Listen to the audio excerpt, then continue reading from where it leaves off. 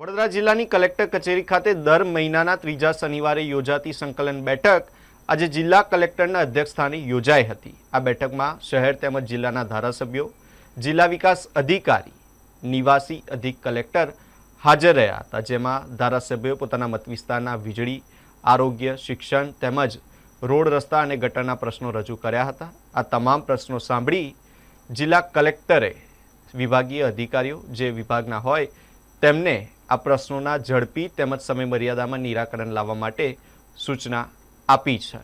આ સાથે જ્યારે બેઠક પૂર્ણ થઈ ત્યારે ધારાસભ્યોએ પોતાના મત વિસ્તારના પ્રશ્નોને લઈને નિવેદન આપ્યું છે। સંકલનની અંદર જીએસએફસી ખાતે દશરથ ગામ અને એના આજુબાજુના જે 88 જેટલા કામદારો છે એ કામદારોને જીએસએફસી દ્વારા પગાર ચૂકવવામાં નથી આવતો। કોર્ટના હુકમ છતાં પણ વારંવાર રજૂઆત કરવામાં આવી। દિવાળી ઉપર ખૂબ મોટી માથાકૂટોને પ્રેશર કર્યું ત્યારે એ લોકોનો પગાર 3 કે 4 મહિનાનો ચૂકવ્યા પછી ફરીથી પાછો એ લોકોનો પગાર બંધ કરી દીધો છે। એટલે કલેક્ટરશ્રીને અને લેબર કમિશનરને સૂચના અપાવો કે જેથી કરીને અમારા 88 કામદારો છે એનો જે કંઈ પગાર બાકી છે એ પગાર એમને જલ્દી ચૂકવવામાં આવે। બાજવાની અંદર આંગણવાડી 7 મંજૂર થયેલી છે, એમાં 4 આંગણવાડી હાલમાં છે, 3 આંગણવાડી ભાડાના મકાનની અંદર ચાલે છે, તો એની અંદર જગ્યા ગોતી અને આ 3 આંગણવાડી નવી બને જેથી કરીને બાળકો માટે સારી સુવિધા ઊભી થાય। વાઘોડિયા તાલુકાની અંદર ઘણા બધા બસના રૂટો બંધ છે। હવે વેકેશન પછી આ સ્કૂલ કોલેજો ચાલુ થાય તો એની અંદર જે કંઈ રૂટો બંધ છે એ રૂટ વહેલામાં વહેલી તકે વ્યવસ્થા કરીને ચાલુ કરવામાં આવે જેથી કરીને સ્કૂલના બાળકોને, કોલેજના બાળકોને પોતાના સ્કૂલ કોલેજે જવામાં સુવિધા મળી રહે। સીએમને પણ એક પત્ર લખવામાં આવ્યો તમારા દ્વારા, શું કહેશો? એ જે દેવ ડેમની કેનલનો જે કંઈ કામ ચાલી રહ્યું છે એનો કામગીરી સારી નથી એવું ન્યૂઝના માધ્યમથી મને જાણવા મળ્યું। મારા કાર્યકર્તાઓએ પણ મને જાણ કરેલી।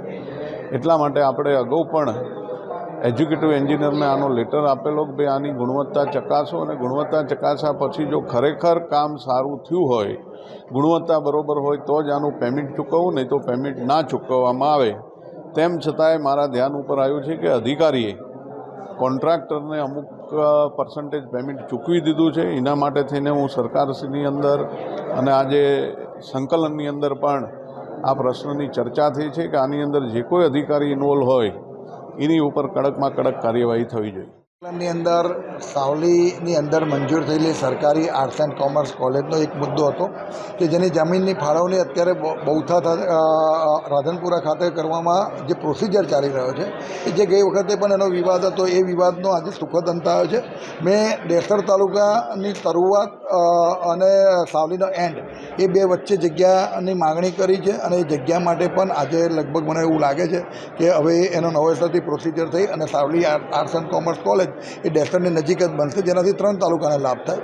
નર્મદા કેનલોનું જે કામ અત્યારે એસ્ટિમેટ લેવલ અને પછી ટેન્ડર હવે રહ્યો છે 1 જ મહિનો ચોમાસાને, તો સફાઈ અને મેન્ટેનન્સ બેઉ ચોમાસા પછી કરે તો લોકોને જ્યારે ખેડૂતોને પાણી જોઈએ ત્યારે એ જ પાણી લેવાની તકલીફ જ્યારે હોય છે ત્યારે આ લોકો મેન્ટેનન્સ કરે છે, ત્યારે સફાઈ કરતા હોય છે। એટલે મેં કીધું છે કે હજુ એમની જોડે ટાઈમ છે, 1-1.5 મહિનો, તો વહેલી તકે એ લોકો ખેડૂતોને આવતા વર્ષે નવા વર્ષે પાણીની તકલીફ ના પડે અને સારી રીતે પાણી મળે એ પણ મુખ્ય મુદ્દો હતો।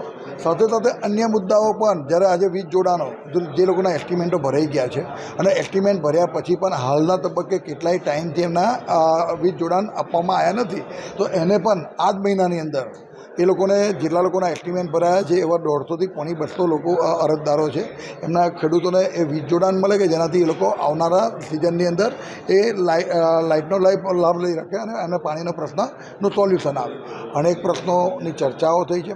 અને આ વખત તો મેં નક્કી કર્યું હતું કે આજના જ દિવસે અહીં જેનું સોલ્યુશન મારે લાવવું છે અને આના પાસે ટાઈમ આવતા સંકલનનો ના લઈને આ જ મહિનાની અંદર મારા કામ પૂરા કરવા છે. મને સંપૂર્ણ વિશ્વાસ છે કે જે મેં કામ કહ્યા છે એ કામને ગંભીરતાથી લઈ અને આ જ મહિનાની અંદર પૂરા કરી આપશે. એ સિવાયના કોઈ જૂના મુદ્દાને લઈને ચર્ચા વિચારણા કરવામાં આવી? જૂના મુદ્દાની અંદર કોઈ અત્યારે હતું નહીં. જે કામ હતા એ કામ થઈ ગયેલા. મેં કહ્યું હતું કે સંકલનની અંદર કામ નથી થતા અને કામ થશે ત્યારે સંકલનમાં આવીશ. મને આજે બધા મારા જૂના કામોના નિરાકરણ આવ્યા બાદ મેં આજ જે મુદ્દાઓ હતા એ મુદ્દા સાથે હું આજે આવ્યો હતો અને મને વિશ્વાસ છે કે આવનારા દિવસોની અંદર આ મહિનાની અંદર એનું પરિણામ મળી જશે. આજે જિલ્લા કલેક્ટરને અધ્યક્ષ સ્થાને વડોદરા જિલ્લાના જિલ્લા સંકલનની આજે મિટિંગ હતી અને મિટિંગની અંદર અમારા જે લોકલ પ્રશ્નો હતા, જે વિધાનસભા ક્ષેત્રની અંદર આવતા એ તમામ પ્રશ્નોની આજે મુક્તપણે ચર્ચા થઈ અને એનું તાત્કાલિક નિરાકરણ લાવવા માટેની કલેક્ટરશ્રીએ સૂચના આપી અને ગઈ વખતના જે પેન્ડિંગ પ્રશ્નો હતા એ પણ અગાઉની આ મિટિંગ સંકલન પહેલાં તમામ પ્રશ્નોનું હલ થઈ ગયું છે.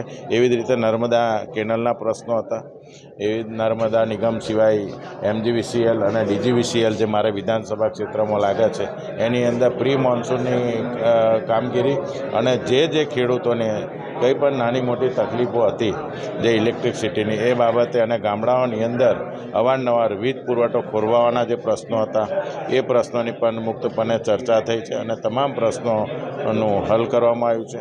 એવી જ રીતે ઘણી જગ્યાએ નર્મદા કેનલો ઉપર જે લાકડાઓનું દોઢે દિવસે નિકંદન થતું હોય છે એને પણ રોકવા માટેની જે કાર્યવાહી હતી, જે ખરેખર નર્મદા કેનલ ઉપરથી જે લાકડા કપાય છે એનું જે નિયંત્રણ છે છોટાઉદેપુર વિભાગમાંથી થતું હોય છે એની પણ કલેક્ટરશ્રીએ સૂચના આપી કે ભાઈ તાત્કાલિક એની પર દેખરેખ રાખવામાં આવે અને એની અંદર ફરીથી આવું કોઈ પણ વૃક્ષોનું કટિંગ ના થાય એની કાળજી રાખવામાં આવે.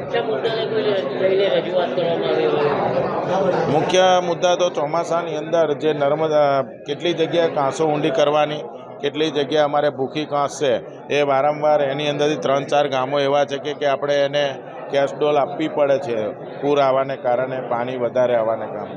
તો એવી કાંસોનો તાત્કાલિક સાફ કરવા માટે આવે અને નર્મદાને અડતા જે કોતર છે બધા જે તમામ કોંસો સાફ કરી અને ખેડૂતોને પાણી ભરવાથી નુકસાન ના થાય, ગામડાઓમાં પાણી ભરવાથી નુકસાન ના થાય એ રીતેની કામગીરી તાત્કાલિક ધોરણે કરવામાં આવે એવી સૂચના આપી છે. આજરોજની સંકલન સમિતિની બેઠકમાં પાદરા જંબુસર 4 લેન રોડ બનીને તૈયાર થઈ ગયો છે, પરંતુ રોડની સાઈડ ઉપર વરસાદી કાંસ બનાવવાનો છે જેની કામગીરી હજુ સુધી કરવામાં આવી નથી અને ચોમાસું નજીકમાં જ છે.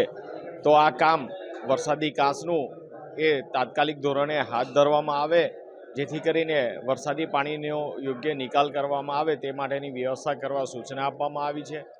સાથે જ પાદરા જંબુસર 4 લેન રોડ પર ડભાસા અને વડુ અંધારીપુરા ખાતે નર્મદા કેનલ કે જે બંને નાળા એ પહોળા કરવાના થાય છે તેની કામગીરી પણ ઘણા સમયથી અટકેલી છે.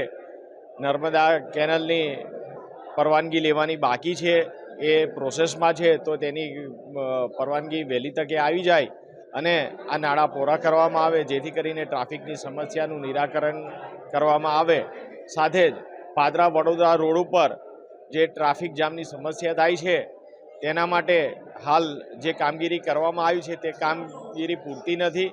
હજુ રોડ પહોળા કરીને અને ટ્રાફિક પોઈન્ટ મૂકીને આ પાદરા વડોદરા ટ્રાફિક સમસ્યાનું નિરાકરણ લાવવા માટે રજૂઆત કરવામાં આવી છે.